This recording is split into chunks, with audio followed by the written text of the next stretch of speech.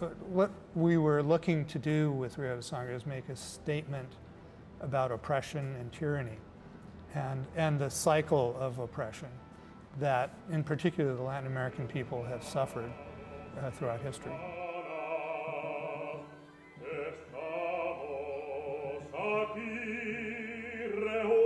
The idea of making a central statement around a riot meant that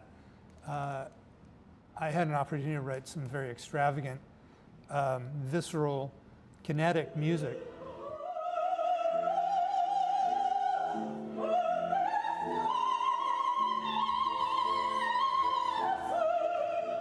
I do have the good fortune of being fairly well known as the composer of the Matrix trilogy, but what I really want to be known for is the composer of Rio de Sangre. It's really a culmination of my life's work, and I can't tell you how excited I am.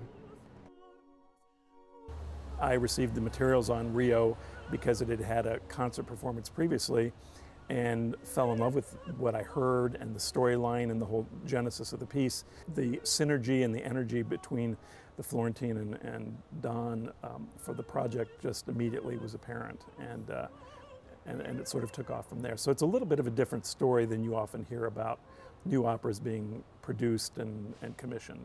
When we decided to do this world premiere, and Don had come out to Milwaukee to see our Salome and got to hear the symphony and all of that, I made a conscious decision that the team that we put together should be local, not because they're local, but to point out the fact that we have some world-class people here.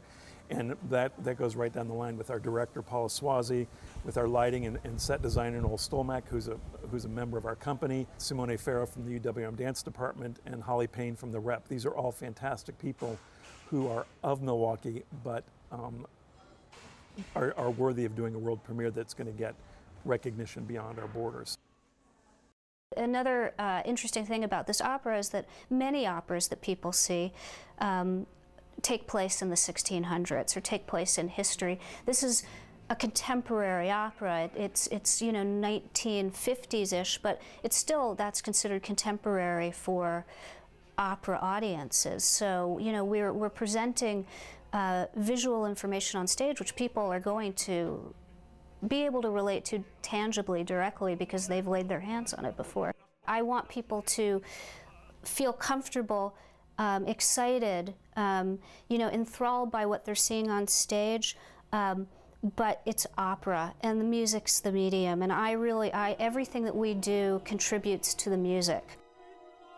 I'm really happily shocked at how wonderfully Paula and Noel are addressing the idea of creating a world that my music can live in.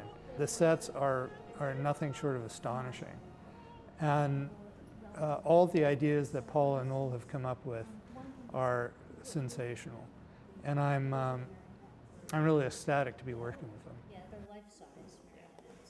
To my mind, in theater and opera, the main thing is that you've got 3,000 people sitting out here who all bring in their own ideas, and they're going to all take away something slightly different.